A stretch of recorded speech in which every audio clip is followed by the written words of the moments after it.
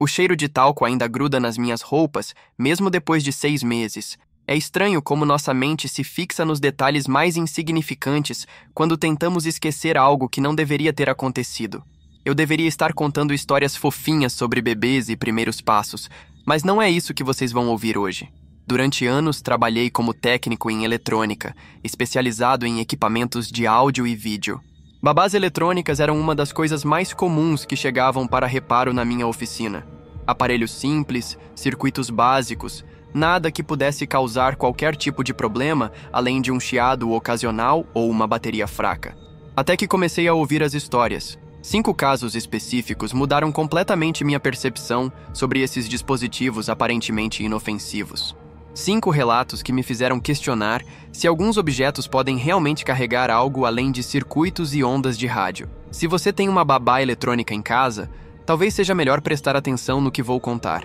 A primeira história chegou até mim através da Carla, uma cliente regular que trouxe uma Motorola para conserto em março do ano passado.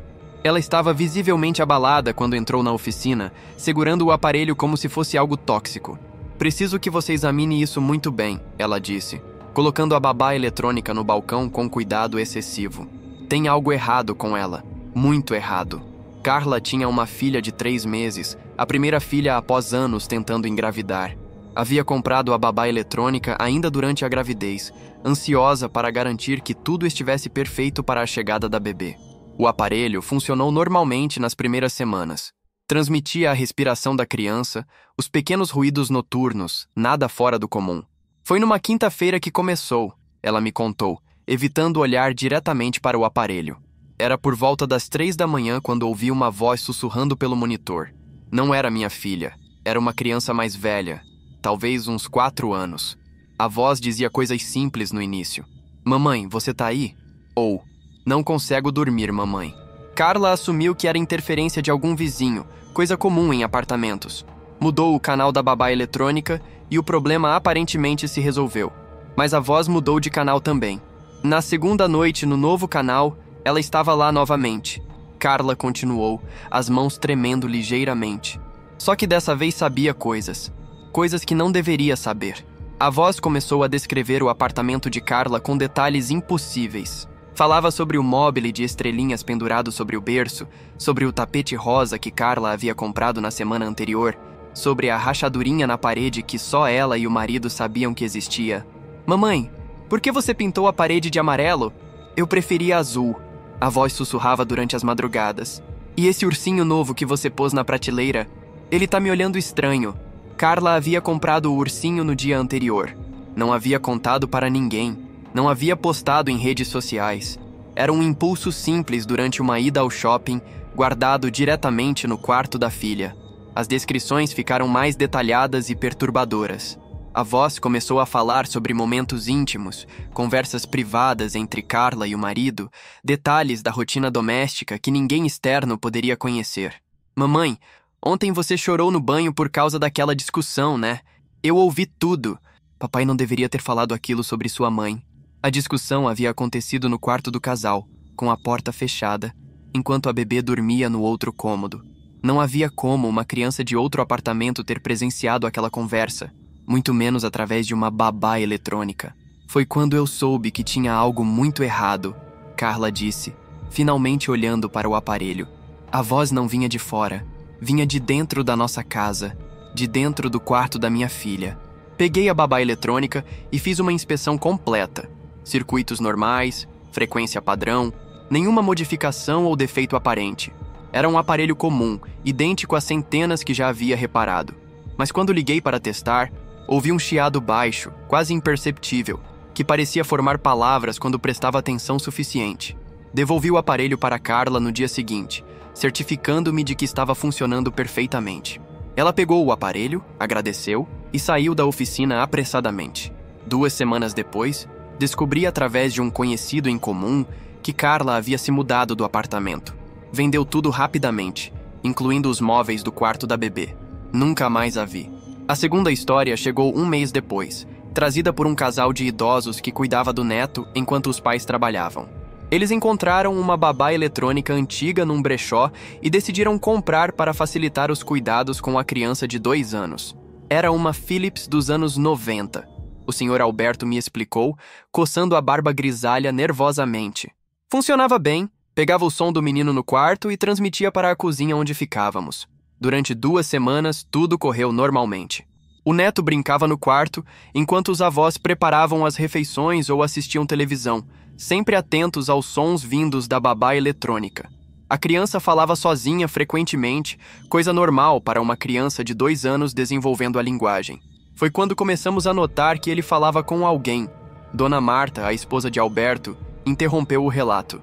Não falava sozinho, falava com alguém que respondia. Inicialmente pensaram que fosse a imaginação da criança, talvez um amigo imaginário.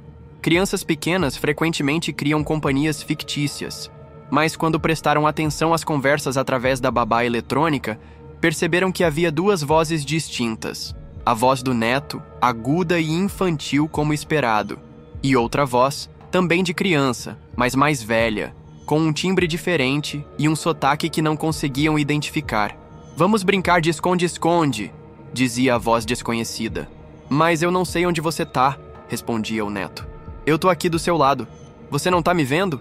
Os avós correram para o quarto e encontraram o neto brincando sozinho, conversando animadamente com um canto vazio do cômodo. Quando perguntaram com quem ele estava falando, a criança apontou para uma área específica próxima ao guarda-roupa e disse: "Com o menino que mora aqui." "Que menino?" perguntou Dona Marta. "O menino que não tem pernas", a criança respondeu naturalmente, como se fosse a coisa mais normal do mundo. O casal sentiu um arrepio. Discretamente, começaram a investigar a história do apartamento. Descobriram através de vizinhos antigos que 10 anos antes, uma família havia morado ali com um filho de 8 anos que sofreu um acidente de carro grave. A criança ficou paralítica das pernas para baixo e desenvolveu depressão severa, recusando-se a sair do quarto. 1 ano depois do acidente, o menino faleceu de pneumonia, complicação decorrente da imobilidade prolongada. Ele havia passado os últimos meses de vida praticamente confinado ao quarto onde agora o neto de Alberto e Marta brincava. "Quando soubemos da história, ficamos apavorados", Alberto continuou. "Mas o pior ainda estava por vir." As conversas captadas pela babá eletrônica começaram a ficar mais específicas. A voz desconhecida descrevia lugares da casa que o neto nunca havia visitado, como o sótão ou o porão do prédio.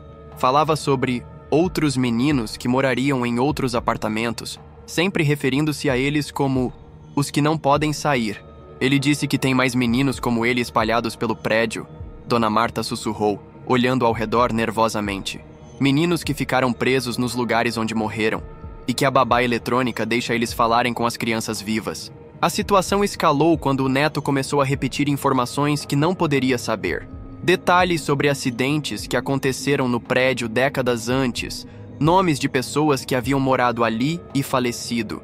Histórias que nem os vizinhos mais antigos lembravam completamente. Meu amigo contou que o menino do apartamento 302 caiu da janela. O neto disse certa manhã durante o café. Ele era pequenininho, tinha só 3 anos. Agora ele brinca no apartamento de todo mundo. Alberto verificou. Realmente havia acontecido um acidente fatal envolvendo uma criança de 3 anos no apartamento 302. Mas isso foi em 1987, muito antes deles se mudarem para o prédio.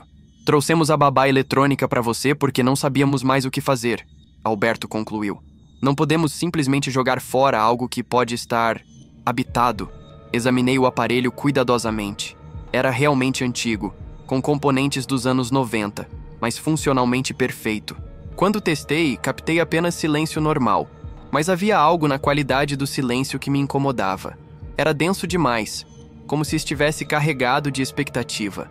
Guardei a babá eletrônica numa caixa lacrada e coloquei no depósito da oficina. 2 dias depois, encontrei a caixa aberta e o aparelho ligado, emitindo um zumbido baixo. Desliguei rapidamente e tranquei a caixa com fita adesiva. Na manhã seguinte, a caixa estava aberta novamente. A terceira história chegou através de uma ligação telefônica desesperada. Era uma mãe solteira chamada Renata, que havia comprado uma babá eletrônica usada num site de vendas online. Ela estava chorando quando ligou, mal conseguindo formar frases coerentes. "Por favor, você precisa me ajudar." Ela soluçava. "Essa coisa tá falando com minha filha e ela tá mudando. Ela tá ficando diferente." Renata tinha uma filha de 4 anos chamada Isabela, uma criança alegre e comunicativa que adorava desenhar e brincar de boneca. Após a instalação da babá eletrônica, Isabela começou a apresentar comportamentos estranhos. Ela para de brincar e fica olhando para o aparelho por horas. Renata me contou quando trouxe o equipamento na oficina. E desenha coisas que uma criança de 4 anos não deveria saber desenhar. Os desenhos que Renata me mostrou eram perturbadores. Figuras humanas distorcidas, com membros em posições impossíveis, rostos sem características definidas e sempre uma presença sombria ao fundo. Uma criança de 4 anos normalmente desenha casas, famílias felizes, animais coloridos. Isabela estava desenhando cenas que pareciam saídas de pesadelos. Quando pergunto o que ela está desenhando, ela diz que é o que a senhora da babá eletrônica mandou. Renata continuou, as mãos tremendo. Que senhora? Não tem nenhuma senhora falando nesse aparelho. Mas havia. Quando testei a babá eletrônica na oficina, consegui captar uma voz feminina muito baixa, quase inaudível, sussurrando coisas em português arcaico. Palavras que reconheci de textos antigos, expressões que não são mais usadas há décadas. Menina bonita, menina obediente, desenha o que eu mostro, desenha o que você vê. A voz tinha um tom hipnótico, maternal, mas corrompido, como uma cantiga de ninar transformada em algo sinistro. E havia pausas específicas na fala, como se estivesse esperando respostas de alguém. Muito bem, querida. Agora desenha o homem sem rosto. Ele tá bem atrás de você. Desliguei o aparelho imediatamente. Mas quando olhei para trás, juro que vi uma sombra se movendo no canto da oficina. Uma forma que parecia humana, mas sem características definidas. Pisquei e a sombra havia desaparecido. Liguei para Renata imediatamente e disse que ela deveria se livrar do aparelho o quanto antes. Não apenas desligar ou guardar, se livrar completamente. Queimar se fosse necessário. Mas como vou monitorar a Isabela à noite? Ela perguntou. Use qualquer outra coisa. Interfone, walkie-talkie, até mesmo deixar a porta aberta. Qualquer coisa, menos essa babá eletrônica. Renata seguiu meu conselho. Levou o aparelho embora. E segundo me contou semanas depois, jogou num container de lixo do outro lado da cidade. Isabela gradualmente voltou ao comportamento normal. Os desenhos perturbadores pararam e ela voltou a ser a criança alegre de antes. Mas a história não terminou aí. 3 meses depois, recebi uma ligação de outro cliente, um homem chamado Marcos que havia comprado uma babá eletrônica usada. A descrição que ele me deu era idêntica ao aparelho que Renata havia descartado. Mesma marca, mesmo modelo, mesmo defeito específico no botão de volume.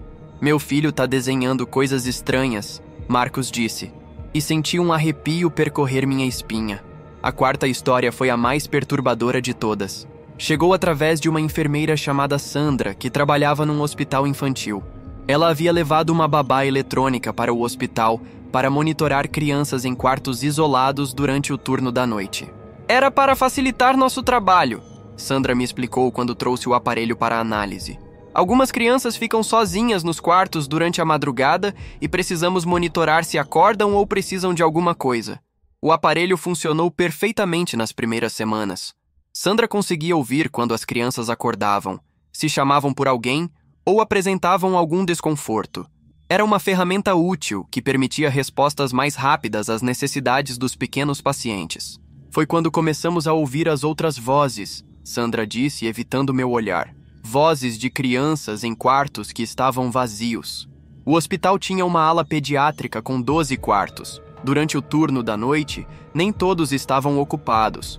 Alguns pacientes recebiam alta durante o dia, outros eram transferidos para diferentes alas. Mas a babá eletrônica captava vozes infantis vindas de quartos oficialmente vazios.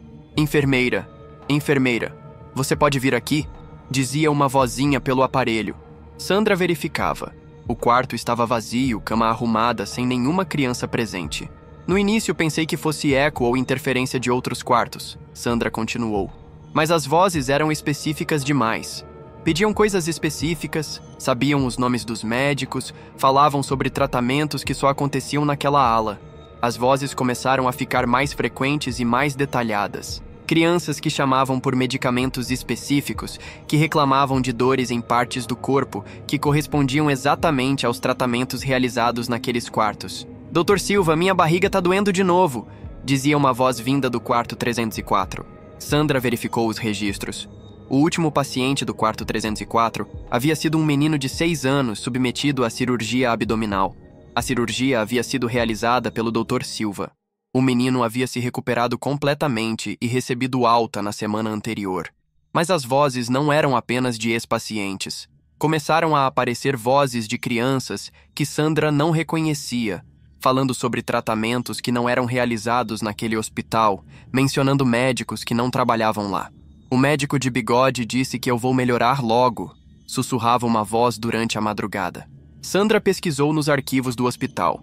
30 anos antes, havia trabalhado ali um pediatra chamado Dr. Henrique, conhecido pelo bigode característico. Ele havia falecido 20 anos atrás, mas durante sua carreira tratou centenas de crianças naquela mesma ala. Foi quando percebemos que não estávamos ouvindo apenas crianças que haviam passado pelo hospital, Sandra disse, a voz trêmula. Estávamos ouvindo crianças que haviam morrido no hospital. Os registros confirmaram os piores temores de Sandra. Cada voz que conseguiam identificar correspondia a uma criança que havia falecido naquela ala durante as últimas décadas. Crianças que haviam passado seus últimos dias ou semanas internadas, algumas que haviam morrido sozinhas durante a madrugada. Elas continuavam lá, Sandra sussurrou, ainda chamando pelas enfermeiras, ainda pedindo cuidado, ainda esperando que alguém viesse ajudá-las. A situação se tornou insuportável quando as vozes começaram a interagir com os pacientes vivos. Crianças internadas relatavam conversas com amiguinhos invisíveis, que sabiam detalhes sobre seus tratamentos, que conseguiam prever quando os médicos iriam visitá-las, que conheciam os nomes de todos os funcionários do hospital. A menina do quarto ao lado disse que eu vou para a cirurgia amanhã. Uma paciente de 8 anos comentou com Sandra. O quarto ao lado estava vazio há 3 dias. E a cirurgia havia sido marcada apenas 1 hora antes. Informação que nem os pais da criança ainda sabiam. Trouxe a babá eletrônica para você porque não conseguimos mais usá-la, Sandra concluiu. Mas também não conseguimos parar de pensar naquelas vozes. E se elas realmente são... elas? E se estão tentando se comunicar? Examinei o aparelho, mas desta vez senti algo diferente. Uma resistência, como se o aparelho não quisesse ser desmontado. Os parafusos pareciam mais apertados que o normal. Os circuitos estavam organizados de uma forma que nunca havia visto antes. Quando finalmente consegui abrir o aparelho, encontrei algo impossível. Havia componentes extras instalados, peças que não existiam no projeto original. Pequenos fios de cobre entrelaçados de forma complexa, criando padrões que pareciam quase rituais. Mas o mais perturbador, os componentes extras estavam oxidados de uma forma que indicava décadas de uso. O aparelho havia sido fabricado há apenas 5 anos. A quinta e última história chegou na semana passada, trazida por uma família que havia se mudado para uma casa antiga na periferia da cidade. Eles encontraram uma babá eletrônica esquecida no sótão, junto com outros objetos deixados pelos proprietários anteriores. Decidimos usar, estava em perfeito estado. O pai, um homem chamado Ricardo, me contou. Economia doméstica, né? Por que comprar uma nova se tinha uma funcionando? A casa havia pertencido a uma família idosa que se mudou para um asilo após o falecimento da matriarca. Os objetos no sótão eram coisas que não conseguiram levar ou vender. Móveis antigos, roupas, quinquilharias acumuladas ao longo de décadas. Ricardo e sua esposa instalaram a babá eletrônica no quarto do filho de 1 ano, sem dar muita importância à origem do aparelho. Durante as primeiras noites, funcionou normalmente. Transmitia os sons do bebê, permitindo que monitorassem o sono da criança. Foi na 3ª noite que começamos a ouvir. Ricardo continuou, mexendo nervosamente nas mãos. Uma conversa completa entre várias pessoas, como se fosse uma reunião de família. As vozes eram todas de idosos, falando em português formal, usando expressões e gírias de décadas passadas. Conversavam sobre eventos antigos, pessoas que já haviam morrido, situações que claramente haviam acontecido anos ou décadas antes. Margarete, você lembra quando o João caiu da bicicleta ali na rua 15? Dizia uma voz masculina rouca. Claro que lembro, seu Antônio. Quebrou o braço direito, ficou de gesso 3 meses, respondia uma voz feminina. E a festa de aniversário da Dona Rosa? Aquele bolo de chocolate que ela fez? Ah, sim, todo mundo da rua foi. Que saudade daqueles tempos. Ricardo e sua esposa ouviram conversas inteiras, memórias compartilhadas, discussões sobre pessoas e eventos de um passado distante. As vozes eram claras, calorosas, familiares umas com as outras. Descobrimos que era a família que morava aqui antes, Ricardo me contou. Conversamos com vizinhos antigos e eles confirmaram.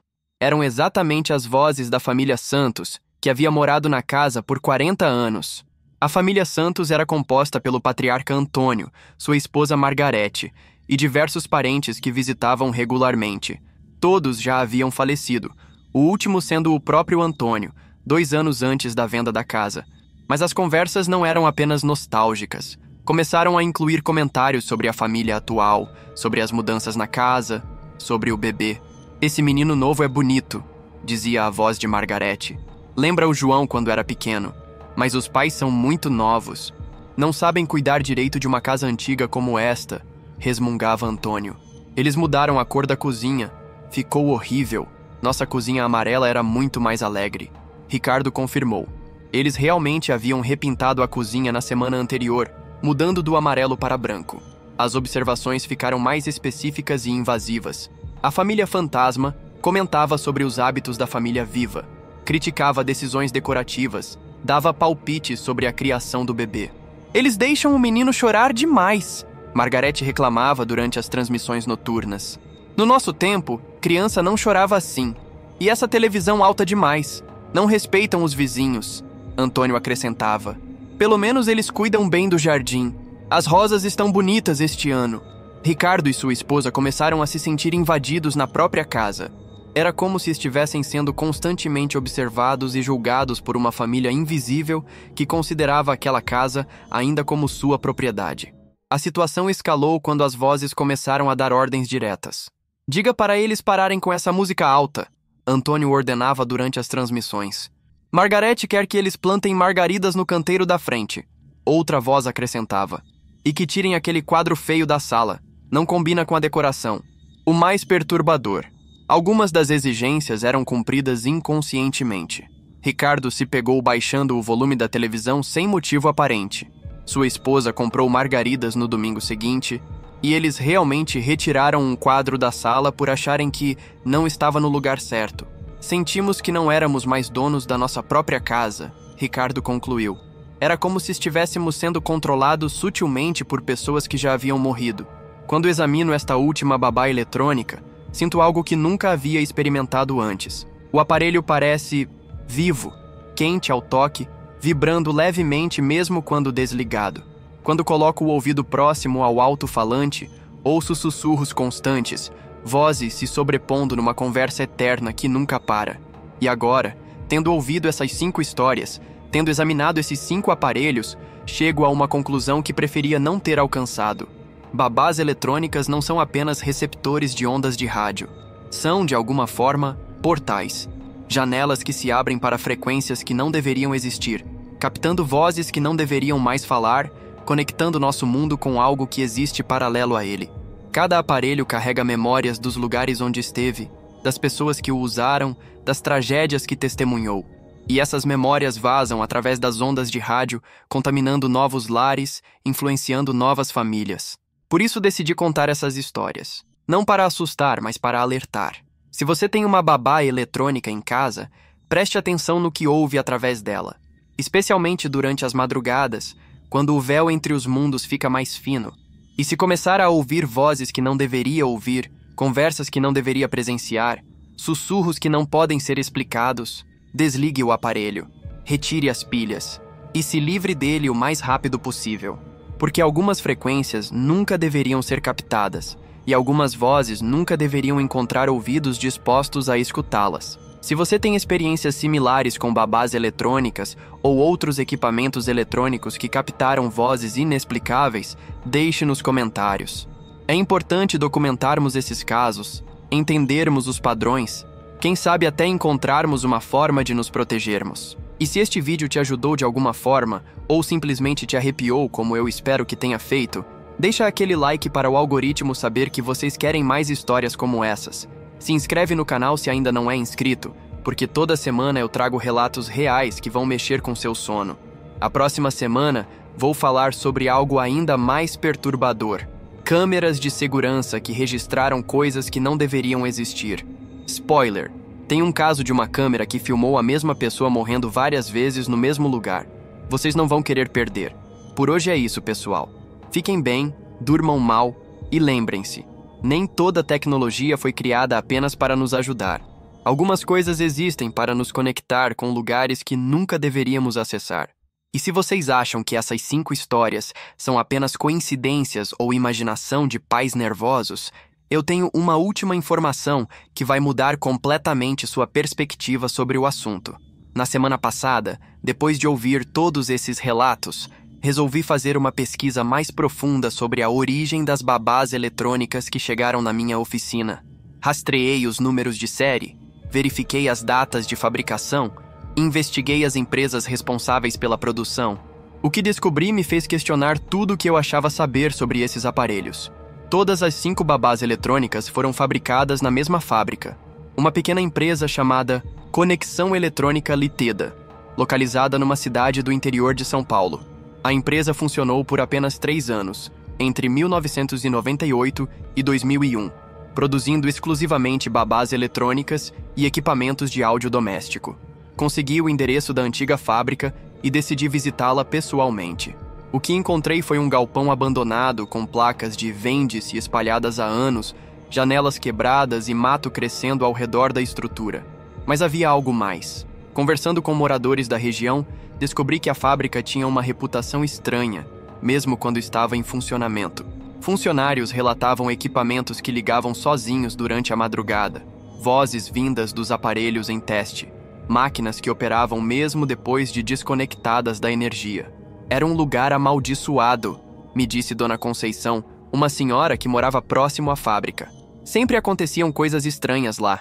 Funcionário que enlouquecia, equipamento que fazia barulho de criança chorando, luzes que piscavam sozinhas. A fábrica fechou abruptamente em 2001, após uma série de acidentes inexplicáveis. 3 funcionários tiveram crises nervosas na mesma semana, todos relatando vozes que os chamavam pelos nomes através dos equipamentos em produção. O dono da empresa, um homem chamado Sr. Mário, desenvolveu uma obsessão com frequências fantasmas e passou a trabalhar sozinho no galpão durante as madrugadas. Foi encontrado morto numa manhã de dezembro, sentado em frente a uma mesa cheia de babás eletrônicas ligadas, todas sintonizadas na mesma frequência impossível. A causa oficial da morte foi parada cardíaca, mas os vizinhos relataram que ouviram vozes de crianças vindas da fábrica durante toda a noite anterior. Depois do falecimento do Sr. Mário, o estoque da fábrica foi vendido para liquidadores que distribuíram os aparelhos para lojas de eletrônicos, brechós e sites de venda online por todo o estado. Centenas de babás eletrônicas amaldiçoadas foram espalhadas por famílias inocentes. E aqui está o detalhe mais aterrorizante. Consegui acesso aos registros de produção da fábrica. Nos últimos 6 meses de funcionamento, entre junho e dezembro de 2001, foram fabricadas exatamente 666 babás eletrônicas. O Sr. Mário havia numerado cada uma delas manualmente, numa sequência que ia de 001 a 666. As 5 babás eletrônicas que passaram pela minha oficina tinham os números 013, 047, 156, 333 e 665. Ou seja, ainda existem outras 661 unidades espalhadas por aí, cada uma carregando a mesma maldição, a mesma capacidade de captar vozes que não deveriam existir. Por isso, meu último conselho é ainda mais urgente. Se você tem uma babá eletrônica antiga em casa, especialmente uma fabricada entre 1998 e 2001, verifique se há uma numeração manual gravada na parte de trás do aparelho. Se encontrar um número entre 001 e 666, se livre do aparelho imediatamente. Não venda, não doe, não passe para frente. Destrua completamente. Queime se for necessário. Porque essa não é apenas uma questão de paranormalidade. É uma questão de segurança pública. Desde que comecei essa investigação, recebi mais de 30 relatos similares. Famílias que ouviram vozes inexplicáveis, crianças que desenvolveram comportamentos estranhos, casas que parecem assombradas depois da instalação desses aparelhos específicos. E o padrão se repete sempre. Começam com sussurros inocentes, evoluem para conversas detalhadas, terminam com tentativas de influência e controle sobre os moradores da casa. A última atualização que posso dar é que localizei mais 17 babás eletrônicas da série Amaldiçoada. Todas estão guardadas no depósito da minha oficina, em caixas lacradas e isoladas. Não ouso destruí-las porque não sei que tipo de energia isso poderia liberar, mas também não posso permitir que voltem a circular. É uma responsabilidade que nunca pensei que teria. Ser o guardião de objetos que conectam nosso mundo com algo muito mais sombrio. Se você conhece alguém que trabalha com eletrônicos antigos, passe essa informação adiante. Se você mesmo tem uma babá eletrônica suspeita, entre em contato comigo através dos comentários ou das redes sociais do canal. Não enfrentem isso sozinhos. E uma última coisa. Se depois de assistir este vídeo vocês começarem a ouvir sussurros vindos de equipamentos eletrônicos da casa, não ignorem. Não assumam que é apenas sugestão psicológica. Prestem atenção, documentem e procurem ajuda. Porque depois de tudo que descobri, tenho certeza de uma coisa. Não estamos sozinhos neste mundo. E alguns objetos servem como pontes para entidades que preferem permanecer no esquecimento. Obrigado por assistirem até o final. Obrigado pelos likes e comentários que sempre me motivam a investigar mais fundo esses mistérios. Se vocês têm sugestões de temas para os próximos vídeos, deixem aí embaixo. Na próxima semana, como prometido, vamos falar sobre câmeras de segurança que registraram impossibilidades. E acreditem, depois do que descobri sobre essas babás eletrônicas, nada mais me surpreende. Até a próxima, pessoal. Cuidem-se, protejam suas famílias e lembrem-se, nem toda tecnologia existe para nos ajudar. Algumas existem para nos conectar com frequências que jamais deveríamos sintonizar. Um abraço e durmam bem, se conseguirem.